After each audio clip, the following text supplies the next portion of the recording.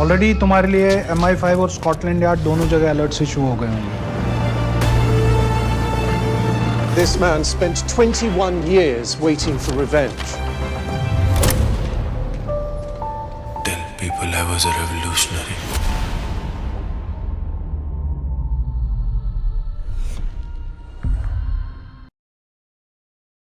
सोलह अक्टूबर को Amazon prime पर रिलीज हुई पिक्चर सरदार उधम में विकी कौशल लीड कैरेक्टर उधम सिंह का रोल निभाते नजर आए। इस फिल्म को व्यूअर्स और क्रिटिक्स दोनों से ही काफ़ी अच्छे रिव्यूज़ मिले हैं और इसे अपनी सिनेमेटोग्राफी और प्रोडक्शन वैल्यू के लिए काफ़ी प्रेज करा गया है। तो आइए आज की इस वीडियो में हम 9 पॉइंट्स की एक बढ़िया टाइमलाइन के थ्रू समझते हैं उधम सिंह के लाइफ की इस बेहद इंटरेस्टिंग स्टोरी को। आइए देखते हैं।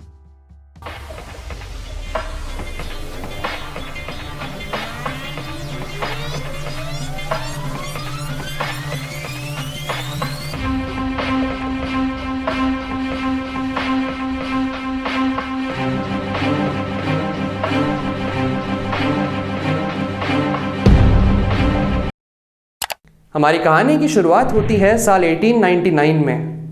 26 दिसंबर 1899 के दिन उधम सिंह का जन्म पंजाब के संगरूर डिस्ट्रिक्ट में एक कंबोज परिवार के अंदर हुआ और जन्म के टाइम पर उनका नाम शेर सिंह रखा गया। उनके पैदा होने के कुछ टाइम बाद ही उनकी मां की मृत्यु हो गई और उनके पिता तहल सिंह एक किसान होने के साथ ही उप्पाली गांव के पास एक रेलवे क्रॉसिंग पे वॉचमैन की तरह भी काम करा करते थे।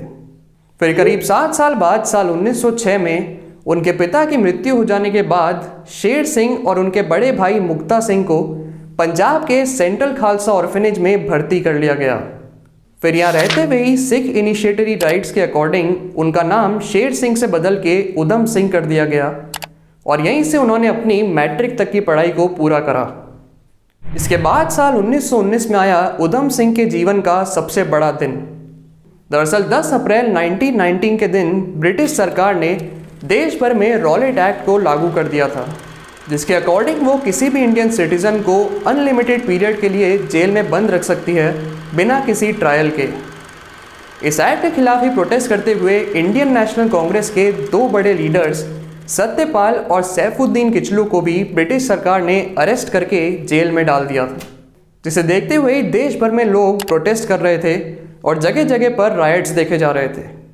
फिर इस सब को देखते हुए ब्रिटिश अथॉरिटीज़ ने पूरे देश में मार्शल लॉ लगा दिया, जिसके अकॉर्डिंग देश में लॉ एंड ऑर्डर को मेंटेन करने की पूरी पावर और पूरा कंट्रोल ब्रिटिश आर्मी के हाथों में दे दिया गया। 13 अप्रैल 1919 के दिन पंजाब के अमृतसर में सिचुएटेड जलियांवाला बाग में करीब 20,000 लोग इकट्ठा हो रखे थे बैसाखी के फेस्टिवल को सेलिब्रेट करने के लिए। उधम सिंह भी इस इवेंट में अपने दोस्तों के साथ वहां आए हुए लोगों को पानी पिलाने का काम कर रहे थे, लेकिन वहां पर मौजूद ये सभी लोग इस बात से बिल्कुल अनजान थे कि देश में मार्शल लॉ लगा दिया गया है, जिसके अकॉर्डिंग किसी एक जगह पर 5 से ज़्यादा लोगों के इकट्ठे होने पर भी पाबंदी है। ब्रिटिशर्स को जैसे ही इस गैदरिंग के बारे में पता चला, उन्होंने तुरंत ही अपनी आर्मी के एक टुकड़े को डिप्लॉय करा इस इवेंट पर जाने के लिए और ब्रिटिश आर्मी के इस रेजिमेंट को लीड कर रहे थे general Edward Henry Dyer. General Dyer ने अपने ट्रूप्स के साथ जलियांवाला बाग पहुंचते ही वहां से बाहर निकलने वाली एकमात्र एग्जिट को ब्लॉक करके वहां पर आए हुए लोगों के ऊपर तब तक गोलियां बरसाईं जब तक उनका एम्यूनिशन ख़त्म नहीं हो गया। और उधम सिंह ने इस पूरे इंसिडेंट को अपनी आंखों के सामने होता हुआ देखा और उसी दिन उन्होंने तय कर लिया कि अब वो एक क्रांतिकारी बनेंगे और ब्रिटिश सरकार और जनरल डायर से इस 13 अप्रैल के जेनोसाइड का बदला लेंगे। इस रास्ते पर चलते हुए उधम सिंह ने सबसे पहले अपने आइडियल भगत सिंह को बनाया और उनके रेवोल्यूशनरी आइडियोलॉजीज को फॉलो करने लगे। इसके बाद साल 1921 में उधम सिंह अफ्रीका के नायरोबी पहुंचे, जहां पर उन्होंने एक कंस्ट्रक्शन वर्कर की तरह काम किया और यहाँ रहते हुए वो लगातार सोवियत यूनियन की तरफ जाने की कोशिश करते रहे, लेकिन इसमें भी वो नाकाम रहे और फाइनली साल 1924 में वो यूनाइटेड स्टेट्स पहुँचने में कामयाब रहे, जहाँ पहुँच के उन्होंने यूएस में गदर पार्टी को ज्वाइन करा, जो कि एक ऐसी पार्टी थी जिसे इंडियन सिख कम्युनिटी चला रही थी और इंडियन रेवोल्यूशनरीज़ को ओवरसीज़ ऑर्गेनाइज करने और रेवोल्यूशंस को फंड करने में हेल्प करती थी। यूएसए में गदर पार्टी के साथ रहते हुए उधम सिंह ने अगले 3 साल तक कई सारी नई चीज़ें सीखी रेवोल्यूशन और आइडियोलॉजीज़ के बारे में। और फिर 1927 में उन्हें इंडिया वापस बुला लिया गया उनके रोल मॉडल भगत सिंह के द्वारा। भगत सिंह के बुलाने पर उधम सिंह करीब 25 लोगों, रिवॉल्वर्स और हथियारों के साथ इंडिया वापस आ पहुंचे और ब्रिटिश सरकार पे एक बड़ा हमला करने की तैयारी करने लगे। लेकिन ब्रिटिश अथॉरिटीज़ को इस सब की खबर पहले ही लग चुकी थी और उन्होंने उधम सिंह को अनलाइसेंस्ड आर्म्स रखने के जुर्म में रंगे हाथों अरेस्ट करके जेल में डाल दिया। एम्यूनिशन, रिवॉल्वर्स और बैंड न्यूज़पेपर गदर दी गूंज की कॉपीज़ रखने के जुर्म में उधम सिंह को करीब 5 साल की सज़ा सुनाई गई। जेल में रहते टाइम ही साल 1927 में उन्हें एक खबर मिली कि लंदन में जनरल एडवर्ड हैरी डायर की ब्रेन हेमरेज से मृत्यु हो चुकी है, जिसके बाद उन्होंने अपनी सारी प्लानिंग को फोकस करा British official Francis O Dwyer की तरफ, क्योंकि फ्रांसिस ओ ड्वायर वही इंसान थे जिन्होंने 13 अप्रैल के जनरल डायर के एक्शंस को जस्टिफाई करा था और उन्हें बिल्कुल सही ठहराया था।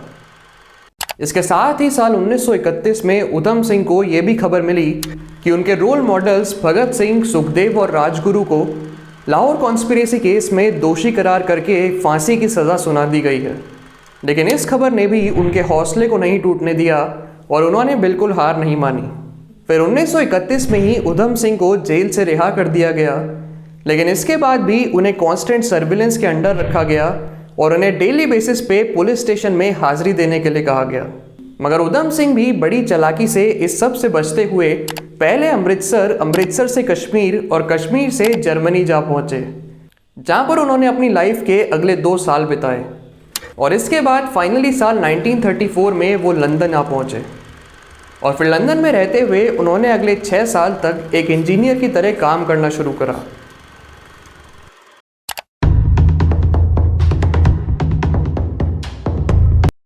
ब्रिटेन में करीब 6 साल बिताने के बाद 1940 में फाइनली वो दिन आया जिसका इंतज़ार उधम सिंह पिछले 21 सालों से कर रहे थे। दरअसल 13 मार्च 1940 के दिन फ्रांसिस ओ ड्वायर को लंदन के कैक्सटन हॉल में ईस्ट इंडिया एसोसिएशन और सेंट्रल एशियन सोसाइटी के बीच ऑर्गेनाइज करी गई एक जॉइंट मीटिंग में एक प्लेटफॉर्म पर आकर स्पीच प्रेजेंट करनी थी और उधम सिंह ऐसे ही एक मौके का इंतज़ार कर रहे थे।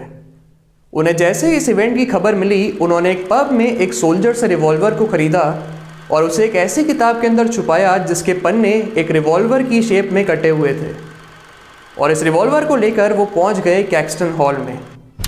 यहाँ पहुंचकर उधम सिंह सही मौके का इंतज़ार करते हुए आराम से एक सीट पर बैठ गए और जैसे ही फ्रांसिस ओ ड्वायर अपनी स्पीच देने के लिए प्लेटफॉर्म की तरफ बढ़े, उन्होंने 2 गोलियां उनके सीने में दाग दी। जहाँ फ्रांसिस ड्वायर की इन गोलियों के लगने से मौके पर ही डेथ हो गई, वहीं उधम सिंह ने वहाँ पर आए हुए बाकी बड़े ब्रिटिश ऑफिशियल्स जैसे लुइस डेन, लॉरेंस डंडस और मार्की ऑफ जेटलैंड पर भी गोलियां चलाकर उन्हें जख्मी कर दिया। और इस पूरे हमले के बाद वहाँ से भागने की बजाय उधम सिंह ने बड़ी बहादुरी से अपने आप को अथॉरिटीज़ के सामने सरेंडर कर दिया। फिर अरेस्ट हो जाने के बाद अथॉरिटीज़ के सामने अपना नाम पूछे जाने पर उधम सिंह ने अपना नाम राम मोहम्मद सिंह आज़ाद बताया, एक ऐसा नाम जो कि उनकी रिलीजियस आइडियोलॉजीज़ को जस्टिफाई करता था, जहाँ वो सभी धर्मों को एक समान मानते थे। इसके बाद जब ब्रिटिश अथॉरिटीज़ ने उनके एक्शंस के पीछे की वजह पूछी तो उधम सिंह ने कुछ इस तरह से अपना जवाब दिया, मैंने ऐसा इसीलिए किया क्योंकि मैं उससे नफ़रत करता था। वो इसी का हकदार था, वो गुनहगार था, वो मेरे लोगों के जज्बे को मारना चाहता था, इसीलिए मैंने उसे ही मार दिया। पूरे 21 साल से मैं अपना बदला लेने की कोशिश कर रहा था और मुझे बहुत खुशी है कि मैंने अब अपना ये काम पूरा कर लिया है। मुझे मौत से डर नहीं लगता, मैं अपने देश के लिए मर रहा हूँ। मैंने अपने लोगों को ब्रिटिश राज में भूख से तड़पते हुए देखा है और मैंने इसका विरोध किया है क्योंकि ये मेरा फ़र्ज़ था। इससे ज़्यादा मेरे लिए सम्मान की बात और क्या होगी कि मैं अपने देश के लिए प्राण त्यागने जा रहा हूँ।